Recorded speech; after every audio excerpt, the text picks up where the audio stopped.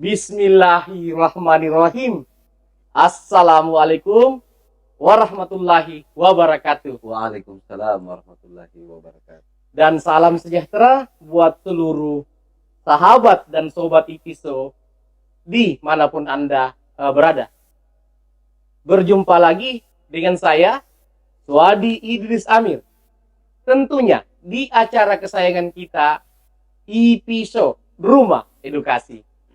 Sahabat dan sobat IPISO, pada kesempatan kali ini telah hadir di tengah-tengah studio IPISO Direktur Lembaga Survei dan Konsultan Politik yang berpusat di Sulawesi Selatan.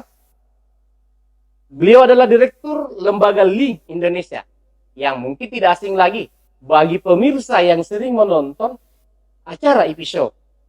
Saya kembali perkenalkan, beliau adalah Dinda Herman Sijaya. Assalamualaikum Pak Direktur. Waalaikumsalam. Selamat Hari Raya ini, minal aidin wal faizin. Mohon maaf. Alhamdulillah bisa bersilaturahmi lagi ya dengan kawan-kawan pemirsa IPISO. Baik sahabat dan sobat IPISO, bersama Direktur Link Indonesia, pada kesempatan kali ini kami kembali lagi mengangkat isu terkait pilkada Kabupaten Takalar yang selalu asik untuk didiskusikan. Kenapa? Di Takalar ini yang membuat itu asik karena selain ada banyak figur-figur potensial yang bermunculan, putra-putra terbaik Takalar sudah mulai muncul satu persatu dan makin mengerucut figur-figurnya. Ditambah lagi seringnya Bupati Takalar saat ini berkata tidak akan maju lagi. Nah, tentu ini akan kita ulas lagi. Apa betul beliau tidak akan maju lagi? Dan seperti apa peluang figur-figur yang bermunculan ini ketika Samsari tidak hadir atau tidak maju di pilkada, ataupun ketika Samsari kembali maju. Tentu Direktur Link Indonesia ini punya kapasitas untuk membeda itu. Beliau sangat berpengalaman dalam mengkaji perpolitikan Sulawesi Selatan. Baik, kami akan langsung mendiskusikannya, sahabat dan sobat. Dinda Direktur, kalau kita lihat sampai hari ini, kelihatannya Takalar makin mengerucut. Figur-figurnya sudah bermunculan. Saya tidak tahu, kalau saya lupa, ada beberapa nama seperti Haim Takdir, Awaludin Takdir ya. Takdir Awaludin, Nemat Tawang. Ada juga Amin Yakob, Karenyau. Kemudian ada juga siapa yang dari Papua, saya agak lupa. Tentu figur yang lama tidak bisa kita tidak sebut. Pak Burhanuddin baru di mantan bupati, Haji Dede atau Ahmad Desere, Nastir Ibrahim, Denojing, Hengki Yasin. Kabar terbaru saya dapatkan, Hengki Yasin timnya pun sudah bergerak. Mungkin terpengaruh dengan isu bahwa Samsari tidak maju lagi. Seperti itu. Pak Bur jangan dibilang sudah bekerja dengan partai barunya. Seperti itu. Yang menarik di sini adalah Golkar dan figur-figur yang berpotensi mendapatkan Golkar, maupun Dembanye, kakak kandung Kapolda Metro Jaya. Ini yang menarik. Baik, saya langsung lempar ke Dinda Direktur. Kalau kita melihat peta saat ini dengan munculnya figur-figur ini, sejauh ini sampai saat ini seperti apa yang kita lihat berdasarkan kajian kita di Pilkada Takalar? Silakan. Baik, Kakak Dir, terima kasih banyak. Sebelum kita mengulas terkait dengan perkembangan perpolitikan di Kabupaten Takalar, saya mau say hello dulu untuk pemirsa IPISO dimanapun berada. Jangan bosan dan tetap stay ketika notification di YouTube itu muncul.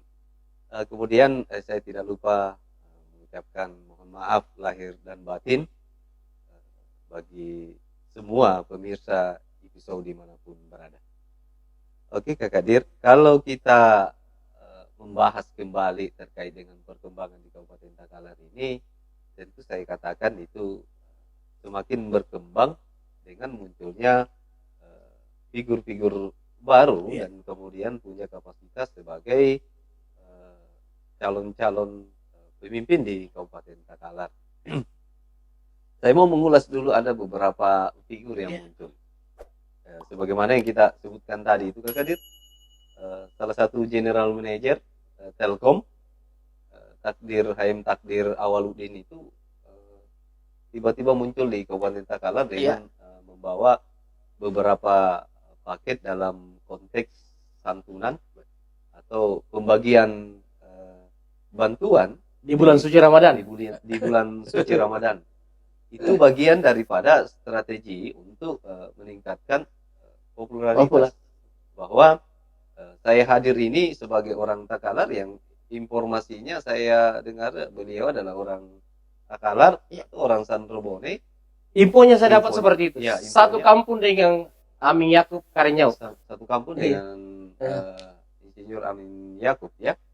Ini yang menandakan bahwa Takalar ini seksi dengan letak geografisnya atau potensi-potensi pundi-pundi sumber daya alam di mana orang-orang yang berkepentingan, orang-orang yang punya kans, salah satu direktur manajer di Telkom ini tertarik dengan Kabupaten Takalar. Ini perlu kita perhitungkan dengan beberapa analisis bahwa mungkin orang yang seperti ini, figur seperti ini hadir di Takalar karena ada salah satu yang dilihat dari potensi Kabupaten Takalar. Betul.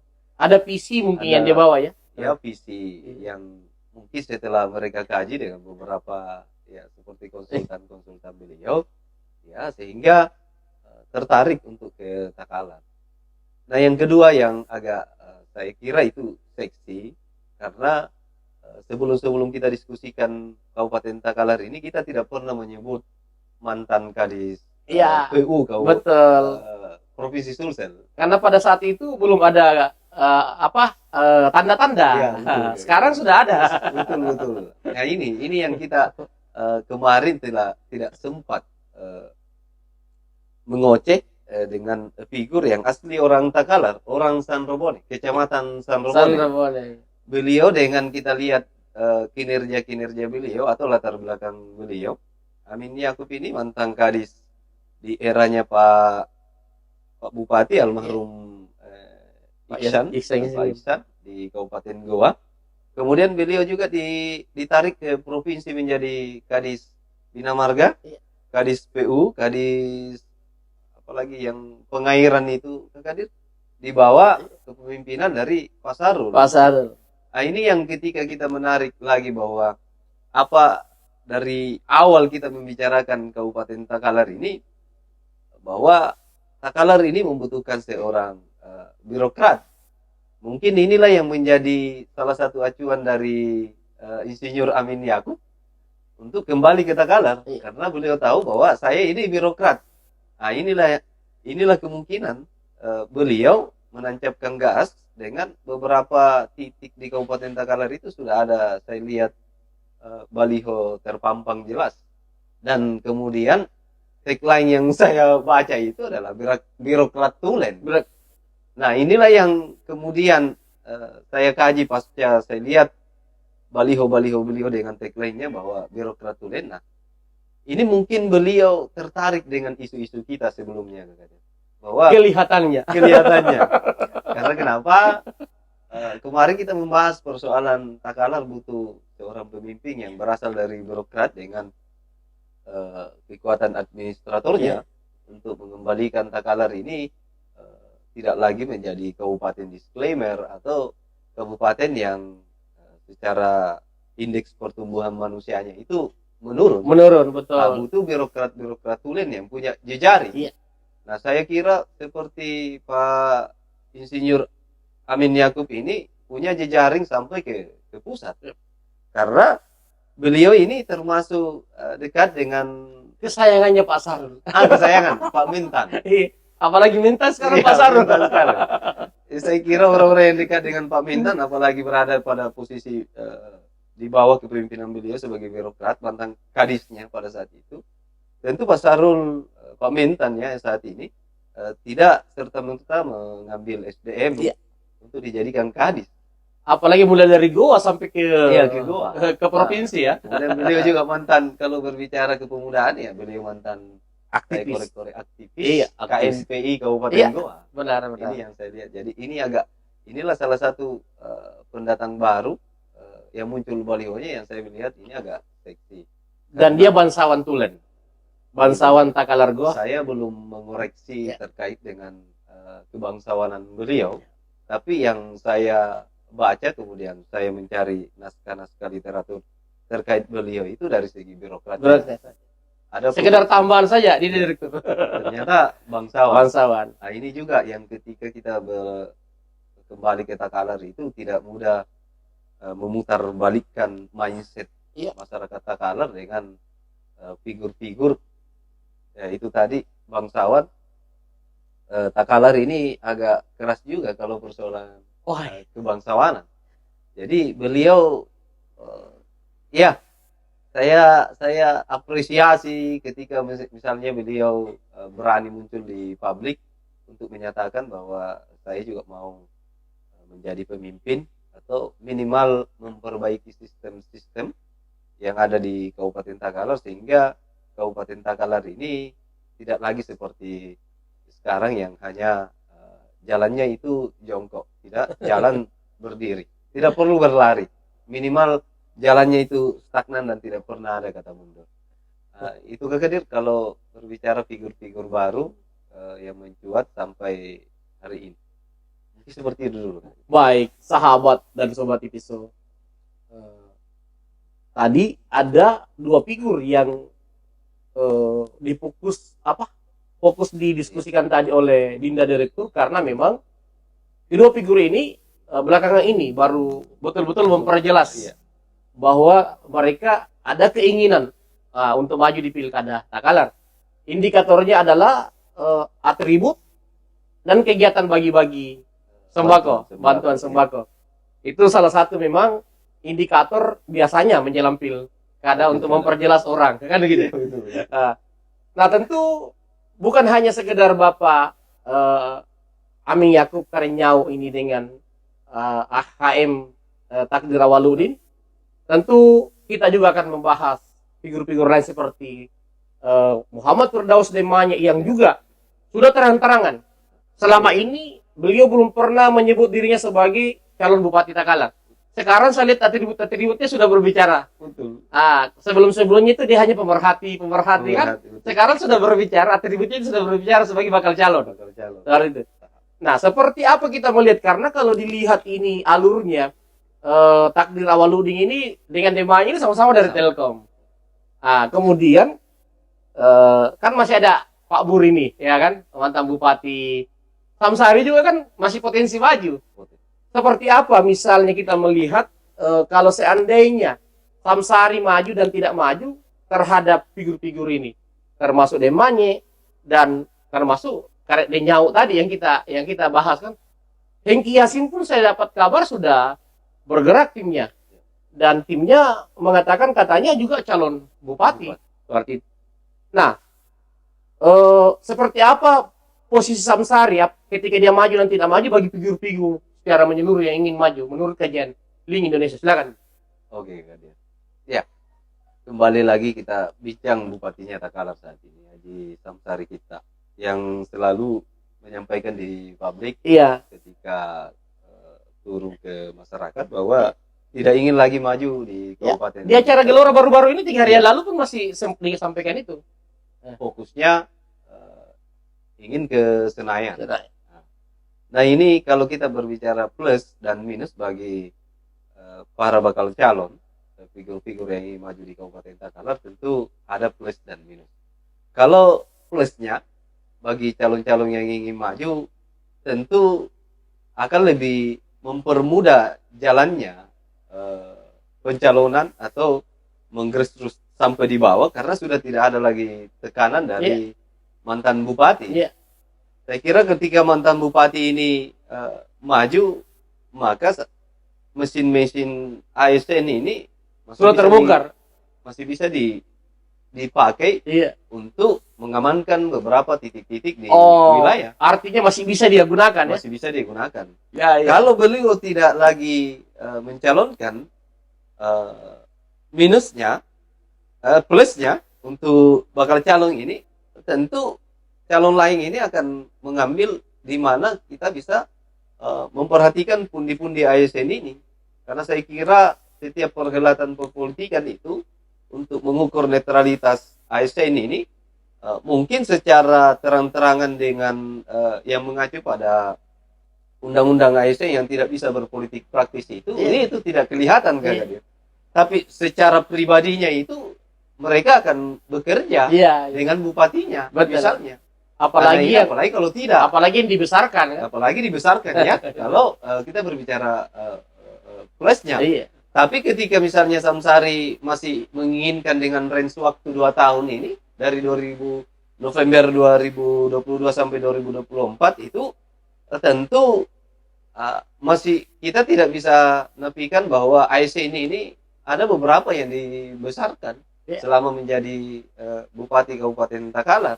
Ini akan mempersulit bagi figur-figur yang ingin maju di Pilkada Takalar. Tapi kalau untuk saat ini kemudian diolah dari beberapa statement, wajar ketika politisi mengatakan bahwa pada saat ini menjadi bupati kemudian cenderung membahasakan posisi dirinya lebih kepada Senayan. Dan itu bagian daripada politisi dengan by desainnya. Strategi ya? Iya, strategi by desainnya ketika saya mengungkap ke publik ini, saya tidak maju, tentu orang-orang yang punya kapasitas itu, ke Takalar, akan memunculkan dirinya satu persatu. Karena sudah tidak punya lawan dan sebagainya. Tanpa petahana, dalam kajian mereka. Iya, dalam kajian mereka. Cuma kan pada posisinya juga kita kembali bahwa pemilu itu di Februari, kemudian pilkada serentak itu di November. Ada celah ketika misalnya di pemilu ini dijadikan indikator. Ketika misalnya Pak Bupati saat ini terpilih menjadi DPR RI, kantong suaranya mencukupi untuk duduk di DPR RI, tentu masih ada peluang untuk menjadi bupati. Kemungkinan beliau akan mem-PAW dirinya sendiri, kemudian memberikan ke orang lain, atau apalagi sekretarisnya juga mau maju DPR RI. Apalagi mencuat juga bahwa sekretaris DPW ingin maju jadi calon DPR RI juga. Tentu ketika kita juga membahasakan secara politis, analisis, toh kenapa sekjen ini mau bergandengan tangan ke Senayan? Bukankah itu bunuh diri? Iya betul. Karena tidak mungkin bisa mengalahkan Samsari. Kalaupun mengalahkan Gagadir, tentu yang lebih diprioritaskan adalah ketua DPW. Kita harus suwon ke ketua DPW. Jadi masih ada kemungkinan bahwa ketika itu terjadi, PAW kemudian beliau mencalonkan diri sebagai calon bupati, sebagai petahana, meskipun sebenarnya ada range waktu 2 tahun. Ketokohan kita itu akan berbeda ketika misalnya di atas namakan cuti, cuti sebagai bupati kemudian kita maju, itu akan berbeda. Jadi plus dan minusnya itu tadi bahwa ketika beliau tidak maju, maka tentu ASN ini terbuka lebar, dia akan melangkahkan dukungannya kemana secara personal, individu. Namun ketika Pak Samsari maju, tentu ASN yang dibesarkan beliau tentu akan masih tetap bersama dengan beberapa bargaining yang akan ditawarkan oleh Pak Samsari. Itu pun kalau misalnya range waktu ini tetap merawat silaturahmi, kemudian tetap menjalin komitmen politis di dalamnya. Mungkin seperti itu dulu. Baik, sahabat dan sobat Episo, makin menarik. Kita akan semakin mendalami diskusi terkait Pilkada Takalar ini. Baik, tentu kalau kita lihat Pak Bur ini tidak gentar. Karena dia kan berpengalaman kan. Mau maju Samsari, mau tidak maju Samsari, tentu Pak Bur ini figur yang paling siap. Apalagi dia sudah menjadi ketua P3. Nah, seperti itu. Tentu yang menarik ini adalah kalau Pak Bur misalnya sudah identik dengan P3 gitu. Hengki Yassin identik dengan PKB. Samsari sendiri kan Gelora. Bahkan PKS sebagai alumni kader PKS kan. Seperti apa peluang Aming Yaakob, Demanye, dan Takdir Awaludin dalam mengamankan partai politik? Seperti apa kajian Link Indonesia? Oke, Kadir. Nah, kan jelas kalau di Kabupaten Takalar ini figur-figur hampir semua sudah menjadi bagian daripada parpol tertentu. Seperti tadi bahwa Pak Buri ini jelas dia adalah ketua ketiga di Kabupaten Takalar, kemudian Hengki Yasin juga bagian daripada Partai Kebangkitan Bangsa, kemudian Pak Samsari sudah punya gelora dan tidak menutup kemungkinan secara berjenis politis ya PKS juga masih ada kan hubungan emosional itu masih ada. Kemudian kalau kita berbicara demanya ini Pak Firdaus ini, beliau tentu PAN potensinya potensinya Partai Amanat Nasional ini berada pada tangan Pak Firdaus. Karena kenapa kita mengerucut sampai ke DPP saja? Beberapa orang-orang dekatnya ini di DPP, kemudian orang-orang dekat ini orang besar di DPP PAN. Nah, itu yang menjadi acuan saya. Kemudian untuk analisis sampai saat ini, Firdaus Manye ini kemungkinan besar akan mengendarai juga Gerindra. Wah, ini sudah luar biasa, berarti sudah ada 2 partai. Iya, sudah ada 2 partai. Ini hasil analisis kami dengan beberapa narasumber, kemudian kajian-kajian tertentu tentang partai politik tingkat kabupaten kota. Kita sudah mengkaji itu, Kak. Kemudian kalau kita kembali ke tadi figur baru itu Insinyur Amin Yakub Denyau. Setelah saya analisis, beliau itu berada di Golkar Kabupaten Takalar. Cukup rasional karena Zulkarnain Arif sama-sama orang dekatnya Pak Sarul. Amin Yakub juga orang dekatnya ya. Boleh jadi itu. Itu analisis Iya. kami. Kemudian tentu Pak Zulkarnain punya juga alasan-alasan. Sampai hari ini kan Pak Sul ini tidak pernah mengeluarkan statement bahwa dia ingin maju di Kabupaten Takalar. Justru anaknya katanya mau didorong 02. Nah, itu. Ada kabar sih seperti itu, tapi yang kita perlu telusuri lagi. Kita harus telusuri itu, Kak. Kalau misalnya anaknya bisa saja Amin Yakub dengan anaknya Zulkarnain Arif. Iya, boleh jadi Kak Kadir. Secara politis. Jadi Amin Yakub tentu sudah ada kejelasan bahwa beliau akan mengendarai Partai Beringin, Partai Golkar, dengan potensi bahwa dia adalah bagian dari Golkar Kabupaten Takalar. Kemudian Takdir Awaludin, ini yang belum sempat saya kaji dari segi identik parpolnya beliau kemana, karena kan baru isunya PDIP. Isunya dia ingin menjadikan PDIP sebagai modal. Boleh jadi informasinya itu masuk di kita kan. Kalau saya belum sampai ke sana. Tapi Nasir Ibrahim Denojen juga saat ini dekat juga dengan PDIP. Iya, betul mantan caleg. Kalau DD kan sudah pasti Nasdem. Dan konon DD dengan Demanya ini akan berpasangan. Berarti Demanya tambah Nasdem dong. Berarti sudah 3. Sudah 3 Dengan perolehan kursi kan minimal 6 kursi di Takalar itu kan. Demanya yang paling siap ini ya kalau dari segi kendaraan.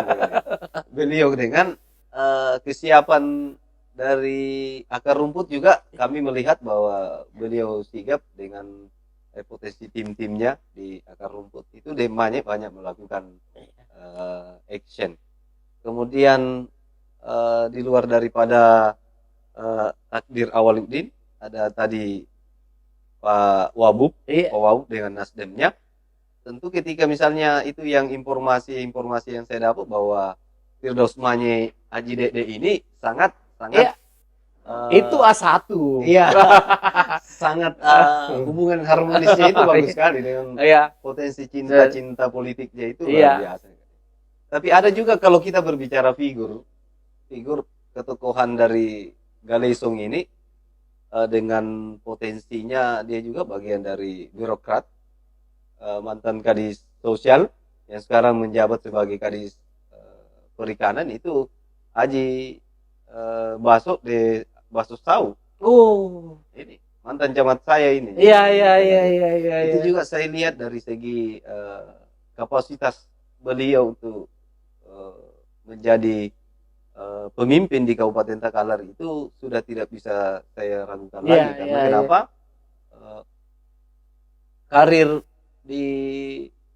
Karir beliau itu semenjak menjadi camat itu sangat Brilian, ya? brilian dan juga menjadi bagian orang-orang yang dipercayakan oleh Pak Bupati saat ini, Haji Samsari.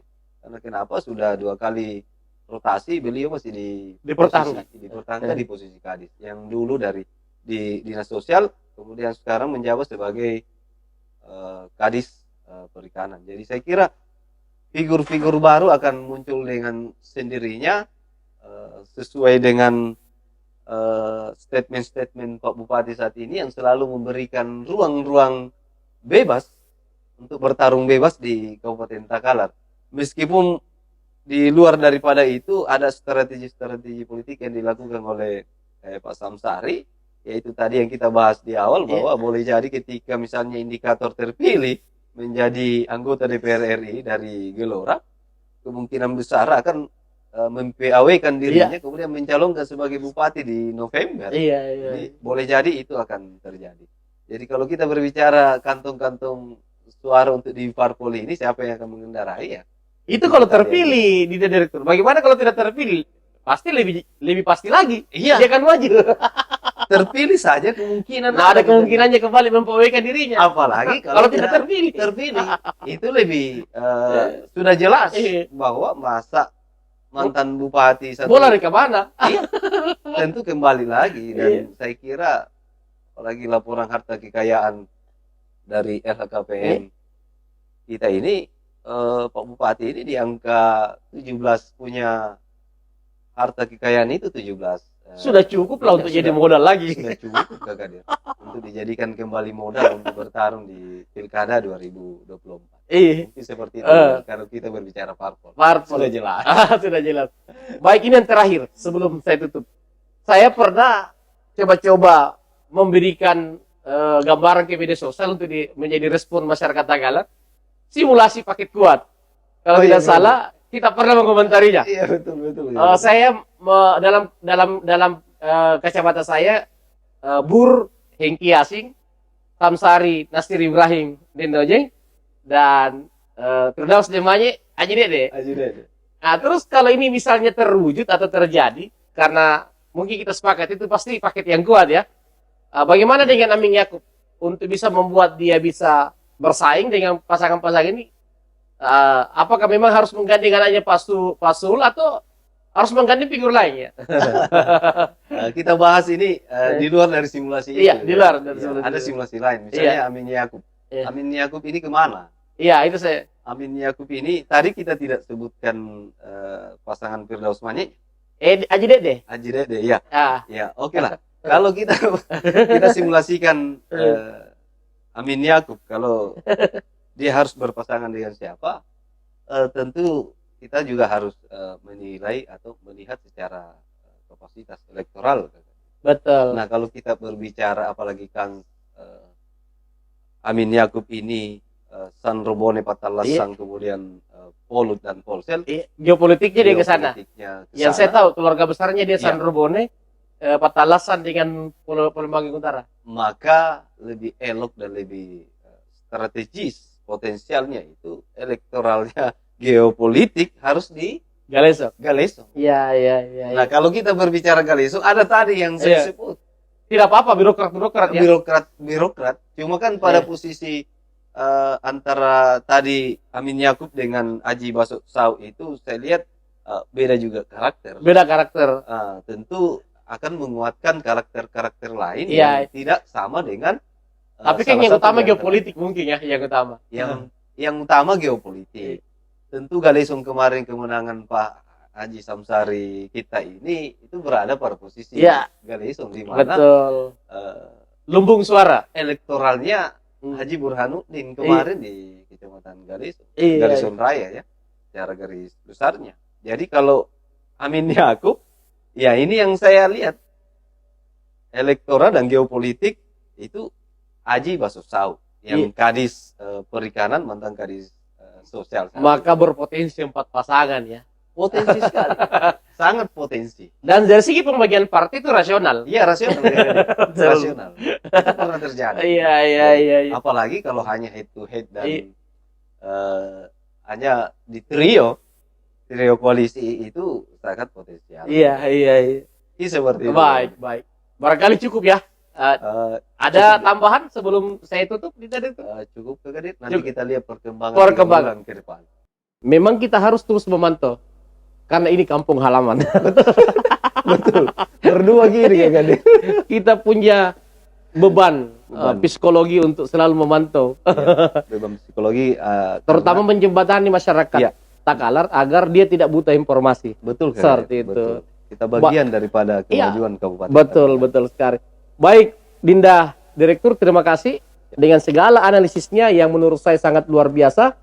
Tentu ini sangat bermanfaat bagi masyarakat Takalar dan pemerhati politik di Sulawesi Selatan pada umumnya. Terima kasih Dinda Direktur, sampai jumpa lagi pada diskusi berikutnya. Sampai jumpa, Assalamualaikum warahmatullahi wabarakatuh. Waalaikumsalam warahmatullahi wabarakatuh.